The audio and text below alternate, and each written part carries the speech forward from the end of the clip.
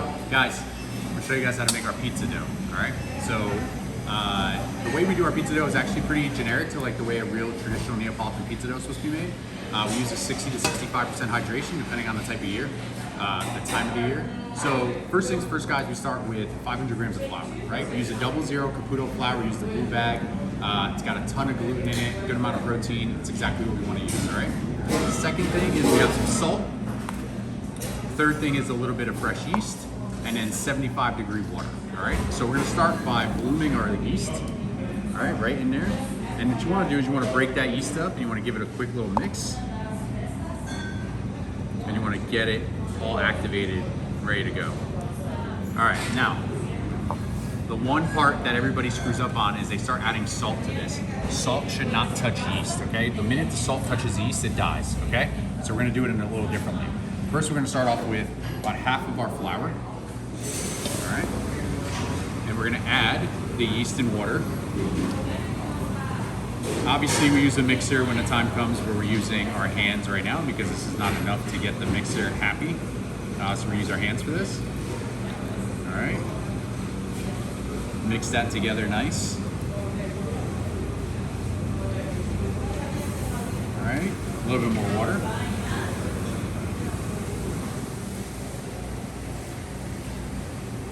Mix that together. So this weird looking nasty sludge here is exactly how you want this to look. And then the last of it with the rest of that yeast goes inside, make sure you get all that out. Then you break that all nice apart as you're mixing.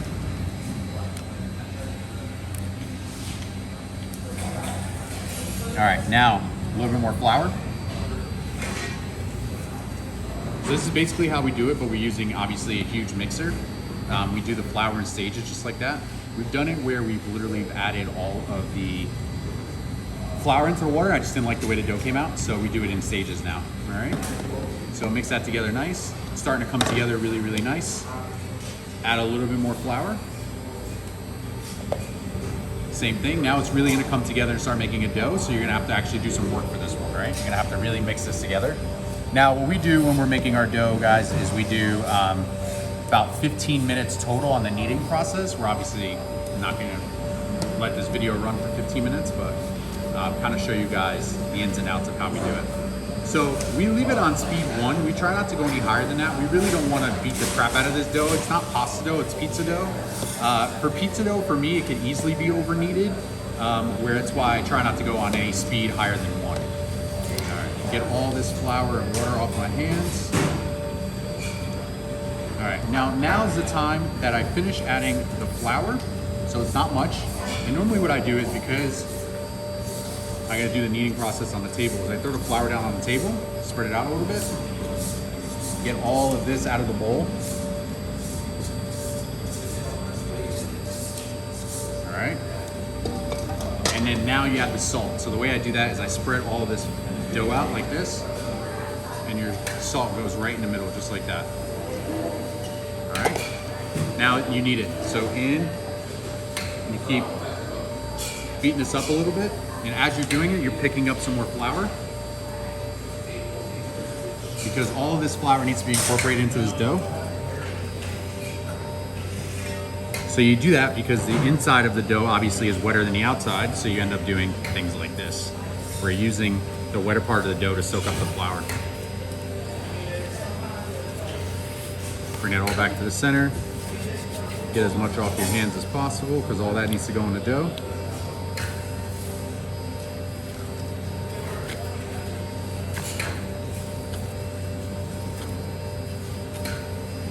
So a lot of you guys have asked for our pizza recipe, and because it's no secret, I don't really care. I'll give you guys all the information you need.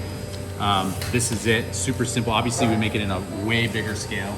And when we do it, we use an entire bag of flour at once. So I had to give you guys obviously a smaller recipe. But if you're making more, it's easy. The recipe is pretty easy. It's 500 grams of 00 flour. We did, I believe, 300 grams of water, 15 grams of salt, and then 0.5 grams of yeast. And you can already see this has got plenty of air in it.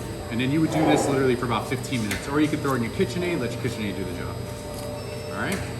But when you're done, the idea is now, this is called bulk proofing, okay? So it's sitting here, proofing on its own in bulk, because normally we do it in a big container. So we do 12-hour of bulk fermentation. So it'll literally sit like this for 12 hours in a container, a little bit of olive oil on top, covered.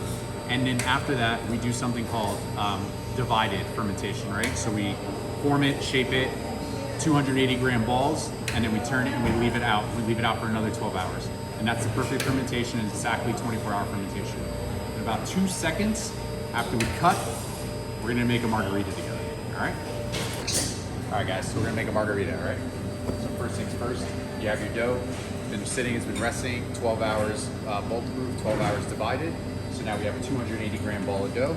Go right into flour, okay? That's on your board. So now what you're doing is you're taking from the inside and you're pushing all of the air into the crust, okay? All right, and then you flip it, do the same maneuver. And you can see it stretching out. Flip it, same exact thing.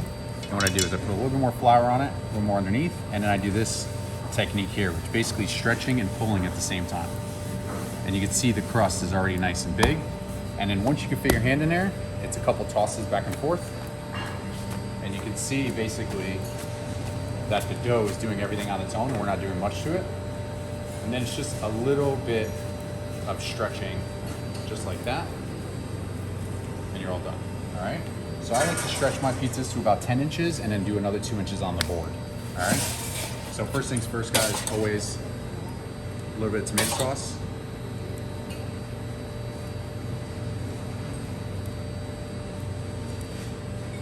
All right, always king of cheese, Parmesan. Then I like a lot of basil on my margarita, so I put quite a bit. And then we take the cheese, all right? So a lot of people shred this. I like to have huge chunks on here because I like to taste the tomato sauce, taste the basil, taste the dough, and then taste the cheese whenever I feel like it.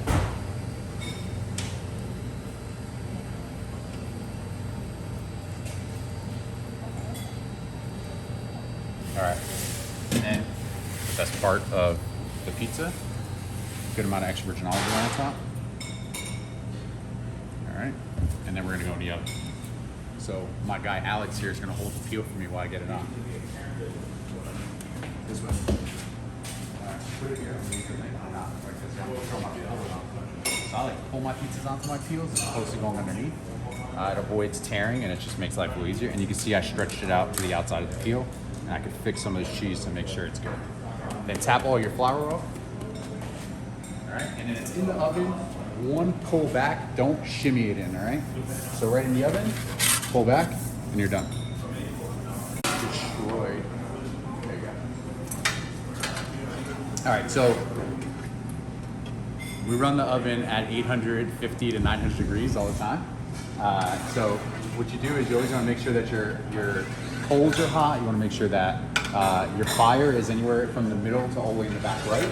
And you can see it starting to puff up on the outside of your scoop. And then what we look for is that blister effect, that cheetah effect look on the outside. And it'll start to happen in a couple minutes, not a couple seconds, because it's a 90-second pizza. You could already see the air puffing in there. And you start seeing the speckling happen right there.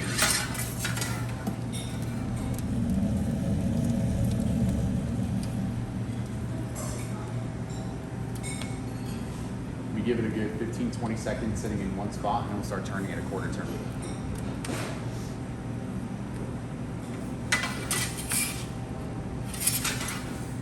All right, get underneath, quarter turn, as you can see the speckle.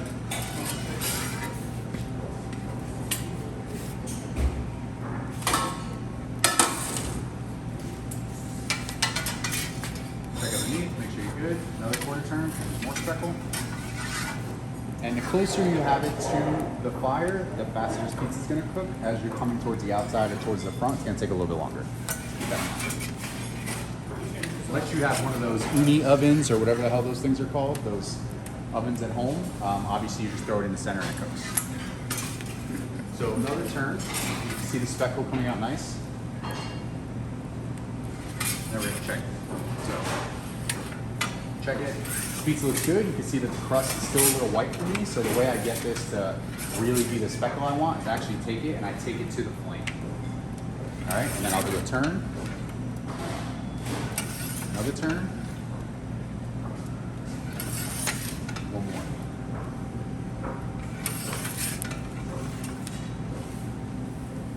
Right onto your board. Now, normally the way you're supposed to be eating this in Italy is right on this, just like this, without cutting it. So I'm not going to cut that shit for you guys. You can easily cut it yourself. And then a good amount of primo olive oil, the good stuff on top at the end, because that's what's going to make all of this perfume out. So start to finish, pizza margherita.